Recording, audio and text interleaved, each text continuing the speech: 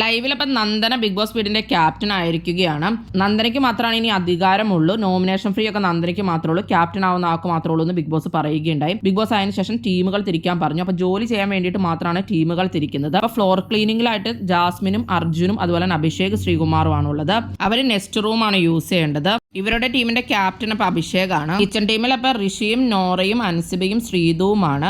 Captain അപ്പോൾ ഋഷിയാണ്. People's റൂമാണ് ഇവർക്ക് കൊടുത്തിരിക്കുന്നത്. ശ്രീധുവിന് താമരക്കട്ടിലയിൽ കിടക്കണമെന്ന് ആഗ്രഹം ആയതുകൊണ്ടാണ് അങ്ങനെ കൊടുത്തിരിക്കുന്നത്. അതിന്റെ ശ്രീധുവിനോടൊപ്പം താമര ബെഡിൽ കിടന്നോളാനൊക്കെ പറഞ്ഞിട്ടുണ്ട് നന്ദന. ബാത്റൂം ക്ലീനിങ്ങിൽ അപ്സരയും സിജോയും സായിയുമാണ്. സായിയാണ് അപ്പോൾ ആ ടീമിന്റെ ക്യാപ്റ്റൻ. പിന്നെ വെസൽ കൊടുത്തിരിക്കുന്നത് റസ്മിനും അതുപോലെ തന്നെ ജിൻഡോയ്ക്കുമാണ്. പിന്നെ നന്ദന ഭയങ്കര സ്ട്രിക്റ്റ് ആയിട്ടുള്ള രീതിയിൽ തന്നെയാണ് സംസാരിക്കുന്നത്. നല്ല സ്ട്രിക്റ്റ് ആയിട്ടുള്ള ക്യാപ്റ്റൻ ആയിരിക്കും എന്നാണ് നന്ദന പറഞ്ഞിട്ടുള്ളത്. ലീവിംഗ് റൂമിൽ വന്നിരിക്കുമ്പോൾ ആരോടും മിണ്ടാൻ പാടില്ല എന്നൊക്കെ പറഞ്ഞ് സ്ട്രിക്റ്റ് ആയിട്ട് തന്നെ ഒച്ചയൊക്കെ എടുക്കുന്നുണ്ടായിരുന്നു നന്ദന. ഓവറാക്കി കുളമാക്കുമോ എന്നുള്ളത് അടുത്ത ദിവസങ്ങളിൽ അറിയാം. ലൈവിലപ്പോൾ ഇതൊരു നോമിനേഷൻ ആയിട്ടില്ല. പിന്നെ മെയിനായിട്ട് നടക്കാനുള്ളത് ഇന്ന് നോമിനേഷൻ തന്നെയാണ്.